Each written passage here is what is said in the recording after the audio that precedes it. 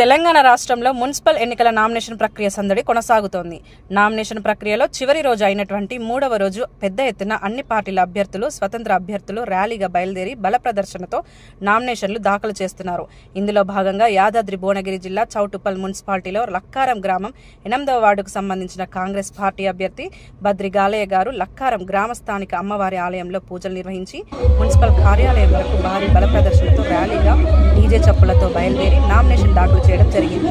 ఈ నామినేషన్ ప్రక్రియలో చౌటుప్పల్ వ్యవసాయ committee market chairman, block Congress అధ్యక్షులు ఆకుల ఇంద్రసేనారెడ్డి, మాజీ 8వ వార్డు కౌన్సిల్ సభ్యులు పేడ సైనికులు, మాజీ సర్పంచ్ పాషం సంజయ్ బాబు, ఇతర కాంగ్రెస్ సీనియర్ నాయకులు, పార్టీ కార్యకర్తలు, అభిమానులు పెద్ద ఎత్తున పాల్గొనడం జరిగింది.